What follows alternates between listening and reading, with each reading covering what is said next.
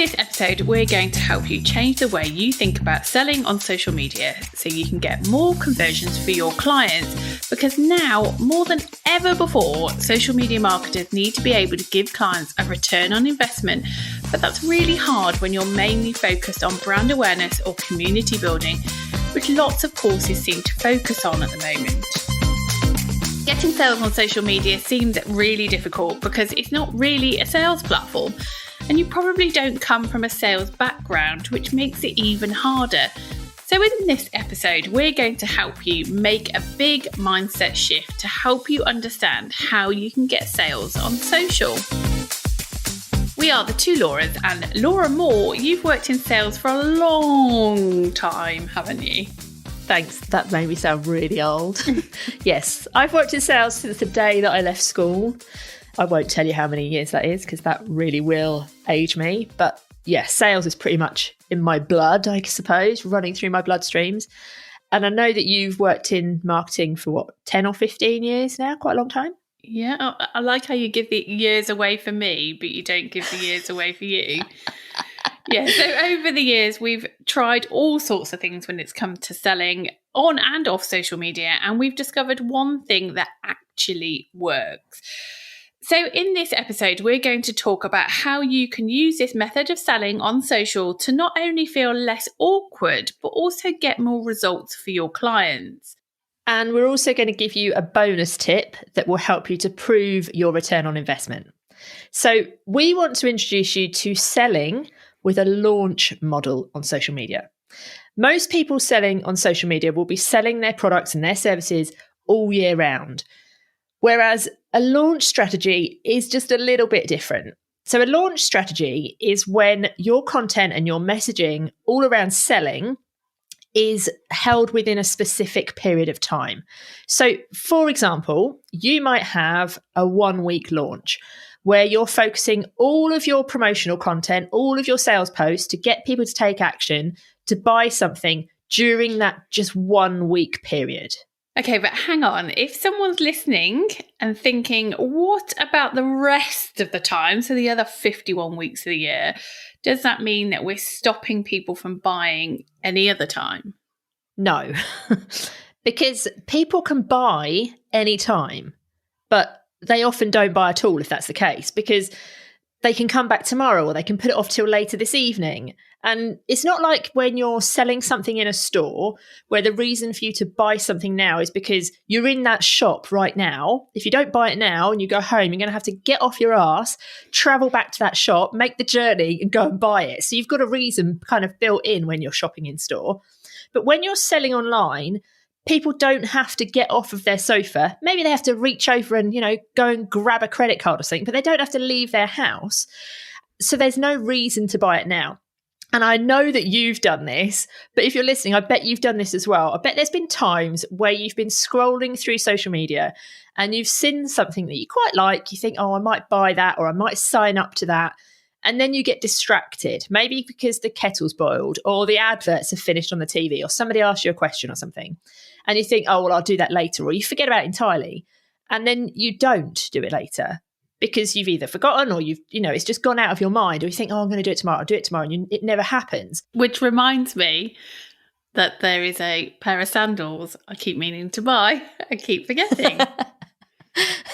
And that's the risk, isn't it, that comes when those sandals are on sale all of the time. You can go back and buy them anytime. And what happens is that you don't buy them. Mm-hmm. So having a specific time period where all of the messaging is focused on buying that thing, that gives people a reason to buy. And we see a lot of people out there who say that selling this way with a launch strategy is really stressful, it's really difficult. But the reality is that any method of selling can be as easy or as stressful as you make it. Would you agree? Yeah, 100%. And when it comes to a launch strategy for social media marketing, it's just about being organized and strategic in the content that you put out so that everything aligns to getting your audience excited and ready to take that particular action.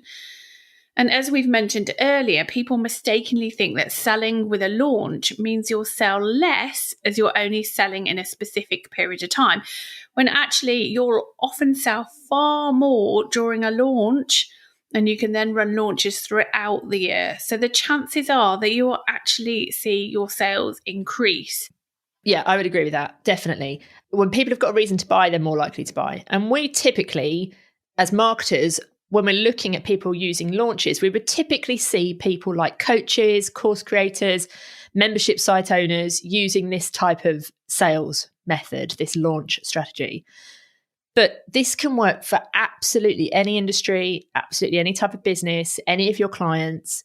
If you think about like a new TV show or a new style of Nike trainer or the new iPhone, they're all sold via the launch model, aren't they? Yeah. We even have a podcast that we did a while back called Sell Like Adele, where we talked about how Adele uses launches. And quite frankly, if it's good enough for Adele, then it's good enough for us, right? So if you want to go back and have a listen to that, it's episode 14. But remember, it's not just about launching something new. Anytime you want to sell anything on social media, you can use a launch strategy, because remember, a launch is essentially just a promotional period. Yeah. And I would say there's pros and cons with a launch. And I would say that the biggest benefit of using this kind of sales strategy, of using a launch, is that if you are somebody who doesn't like selling on social media, or if you feel awkward about it, if it doesn't run through your blood like it does with me when it comes to sales, then it can feel much better and you can feel much more confident if you can put all of your promotional posts into one really short period of time. Yeah, and there's a benefit of that as well, in that you can plan that around your lives, which sounds ridiculous. But if you're quite a busy person and you know that there are going to be times where you have a quieter time, then you can plan your launches for then, as opposed to constantly kind of running around feeling like you're chasing your tail. You can be much more strategic in terms of your diary management. It's like we would never launch anything like in the school holidays. We just wouldn't do it. No. So you can be much more kind of strategic to help you in your business as well. Yeah, and to think about your audience and what they're doing and stuff. And often when you're doing a launch is when you'll get lots of questions. So yeah, if you're really busy, you probably don't want to be doing a launch because you're going to get all of those questions. But also, if you are that sort of person where you don't feel confident with selling all the time, by using a launch, you don't have to constantly sell to your audience. And you also don't have to constantly think of new reasons to get them to buy from you, because you will have a good reason. And you might be one of these people who worries that you're selling too much on social. If you're putting sales posts out every week or, a couple of times a week, you might be worrying that your audience is going to get bored of you constantly selling to them, which we would disagree with, by the way, on a side note. But using a launch strategy, you don't ever get that kind of feeling of like tiring your audience out, do you? No, definitely not. And we've said this before as well, but using this kind of strategy is brilliant for getting people to take action, because you'll be giving them a reason to buy now, rather than keep putting it off like I'm doing with these pair of sandals. Yeah, it's that FOMO factor, isn't it? You just haven't had the FOMO when it comes to the sandals yet. Not yet.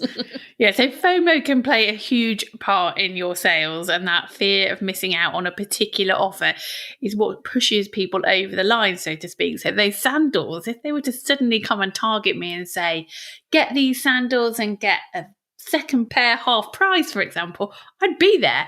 I'd go and buy them right now, because I would have that fear of missing out on that particular product or offer.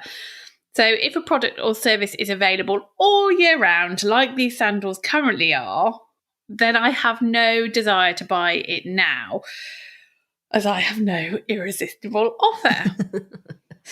Yeah, so there's one downside that's often talked about when it comes to selling with a launch strategy, is that you will often hear people say that launch strategies are not a good way to run your business, because you get all of your sales in a defined period of time and you then don't get sales throughout the rest of the year. Now, we would disagree on that quite strongly, because if your launch is done well, people will want to buy all year round, depending on what it is you're selling. And there should be no reason that they can't. Now, some things, it might be that they're not available all year round. But a launch strategy doesn't just work for things that go away, if you like, the things that are not available all year round. It can literally work for anything, can't it? Yeah, 100%. There are several key elements of a launch strategy that you'll need to figure out to get it to work for you. But we're going to focus on two of the most important ones so you can start to implement a sales strategy like this for your business or your clients. So the first one is your irresistible offer. And I've got a couple of examples of this just literally recently.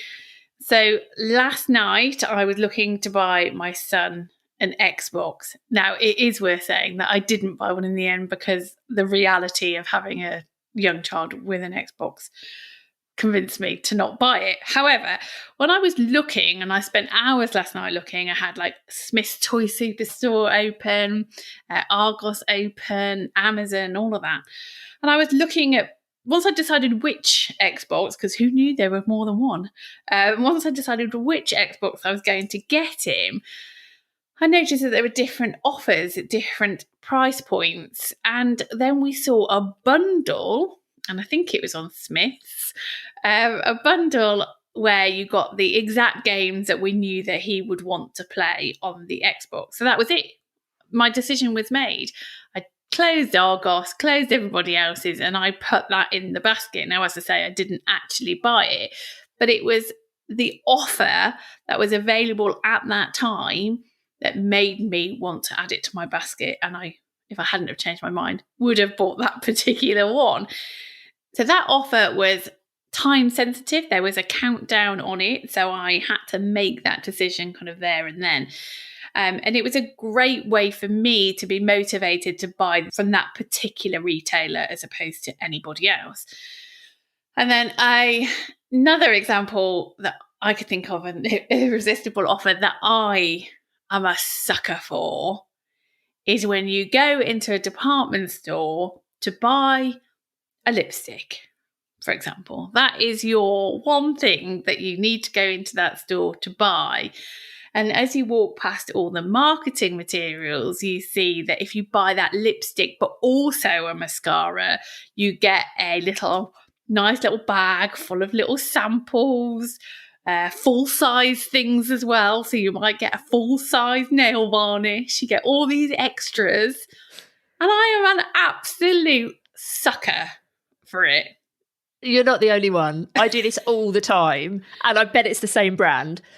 I've got a drawer in my bedroom that is filled with all of those freebies that I never use. But I would buy the skincare or whatever it is because I could get this little cute bag that I don't need because I've got 100 of them. And all these freebies that I know I'm not going to need. But I will literally spend more money just to get this thing that I don't even want or need. It's really bad, isn't it? It is. It just works so well. I'd be interested to know if there is anyone else listening who is also a sucker for this type of marketing. But it works. Like I remember my mum used to do this because she used to give us all the freebie shades of lipstick that didn't suit her. She used to just give them to me and my sister, and I'd be walking around with like coral lipstick on age 5 because that was what my mom used to give me. So it's a win-win though, isn't it? It's a win for the customer and it's a win for the retailer. And actually, some of those samples, it could be a double win because you might try one of those samples and actually you do like it, and then you then go and spend more money because you've tried it. Absolutely. I guess my point with this particular example is that lipstick is available all year round. I would have walked into that shop and bought that lipstick irrespective of whether there was an offer because it's available. But it was because there was that irresistible offer that made me buy it now, made me spend more money. Yeah. So I think my point is that when people fear like if you've got a launch, you're only going to be selling it in this specific period of time, that's not the case. These products that you'll be selling for either yourself or for your clients, they can be available all year round. And as Laura said earlier, people will buy them all year round, assuming they're available all year round. But sometimes pulling it into an irresistible offer or a bundle or whatever that may be is what pushes people over the line to make that purchase now. So have a think about what you're selling and how you could craft your own irresistible offer for it. It's really important to stress, though, I know obviously we've just been talking about like free gifts that go with it, but it doesn't have to be free gifts or discounts. And in fact, we'd probably recommend that you don't ever do a discount if you can help it. We never would. But it could be there's a guarantee, or you might be offering a free social media audit, for example. Or if it was an e-com business, maybe it's something like free postage or anything else at all that will make whatever it is that you're selling more irresistible to your audience, so they've got a reason to buy it now. So that's the first part. The second important element of this launch strategy will be your cart close date. Now, that is the deadline that people need to make a decision by. And this is what really makes a launch sales strategy so powerful, because by having that deadline, it gives you a reason to get off the fence. Just like when you were saying just now about that countdown timer when you were looking at the Xbox, and when we're at that makeup counter, there's always a deadline, isn't it, for when you can't get that free gift after. And that's what makes you make a decision, and it makes you get off the fence and just make that decision and buy it or not. But the deadline doesn't have to mean that the product or the service that you're selling goes away forever. It just means that however you've packed up that offer, that's what goes away. So if there was free gifts, then that would no longer be available. You might have to go and buy those gifts. Or if it was a certain bundle of games that came with the Xbox, after that date, it might be a different bundle of games. So it's not the same offer. Or maybe the free postage ends, something like that. But the crucial thing is that there has to be a deadline when it comes to using this sales strategy, and it has to be authentic. You can't just whack in a deadline and say you have to buy it before XYZ date, or you won't get free postage, or you won't get these free gifts, and then you still offer the free postage or the free gifts, because it's not authentic. Your audience won't trust you anymore. It has to be real. That's like certain furniture store that's across the UK in particular, and they always have an offer on. There's always something. It's the same offer. They just call it something different. It's like the summer offer and the winter offer, but the offer's the same. They've just called it something different. And to me, I now don't have trust in their prices. I always think, well, actually, is this the right price? Or am I going to, should I wait another week because they might have their winter offer? And so if you start kind of being really inauthentic with your offers, then people just lose that trust in you, and then they don't buy, they go elsewhere then, don't they? And probably pay more anyway, because at least they have that trust. Yeah, there used to be a sports shop in Brighton near me that always had a closing down sale sign in the window. And it had this sign for years and years. So no one believed that they were closing down anymore. So guess what? No one went and shopped with them. So guess what? They actually did close down, because you just didn't believe that they were that it was authentic. So yeah, it has to be real. Otherwise, you just lose trust with everybody. Yeah. And you want your business or your client's business to have that trust with their audience, don't you? So don't make it up. Okay, another example with our social proof course. Last time we launched, we have specific bonuses that were available to people who signed up early. And after that deadline, you could still sign up. You just wouldn't get the actual bonuses that we'd mentioned. And as we were running the program live, we had a built-in deadline for someone to sign up. We didn't need to make a deadline because the start date was the deadline.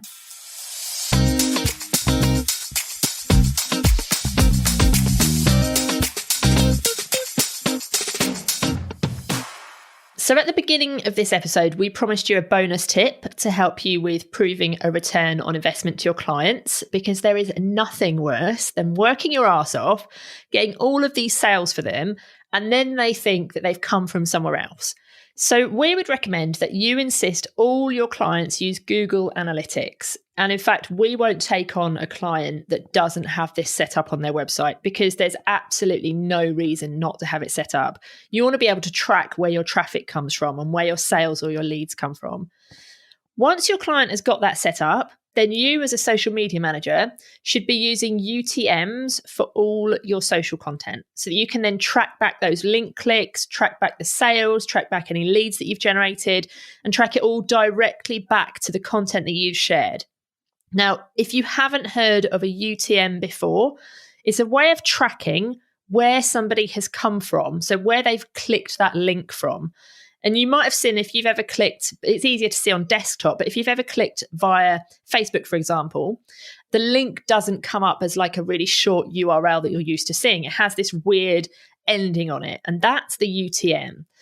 And when you're using UTMs, you can then see the data in Google Analytics. So you can then prove your return on investment to clients. So you need to include those every single time you share a link, including in your stories, including in your link in bio, anywhere, anytime you're sharing a link. And some schedulers, like Agora Pulse, for example, will have a built-in UTM builder. So you won't even really need to put too much thought into it because it will do it all for you. Another benefit of using Google Analytics is when you're not getting sales, but you know that you are sending people to that website. So if your client was to ever say to you, oh, I don't know whether this is working, we're not getting sales. If you've got Google Analytics tracking, you can see and show your client that, yes, you are in fact getting people onto their website. Now, if people are then on their website and aren't converting, that is not the fault of a social media manager. That is the fault of their website. So it's great to be able to prove your worth as well. And it's good for a client to hear that. If a client doesn't know anything about Google Analytics, but you're able to say to them, look, I've sent 1,000 people to your site and not one of them have become a lead or sold or bought anything, then they've got that information, that intelligence to then do something about it. So it is a positive thing, and it's something that we recommend you should start to get your head around as much as possible. And also on that note, it's definitely worth having Google Analytics set up on your own website. It's not just your clients who should have this. Even if you don't get much website traffic right now, it's worth setting up Google Analytics now so that when you are getting that data, you can continue to look at it.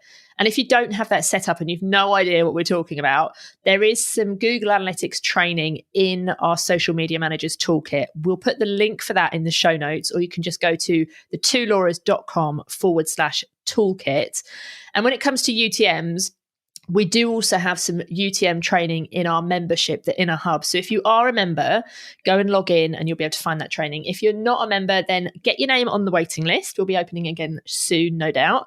And the link for that is thetwolauras.com/Inner Hub. We'll put both of those links in the show notes for you so you can go and check those out.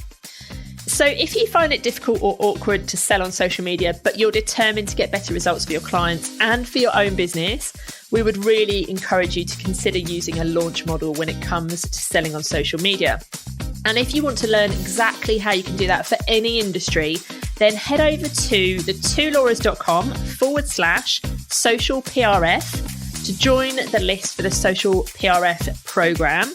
That is our psychology-driven social media marketing program where you learn everything you need to know to grow visibility, to build relationships, and also to add a launch into your social media strategy so that you can get sales. The link again is tolauras.com/social PRF. We'll pop it in the show notes as well. And that's it for this week's episode. In the next episode, we'll be talking about how you can reach more clients and make more money in Q4. So make sure you hit follow or subscribe wherever you're listening so you don't miss it.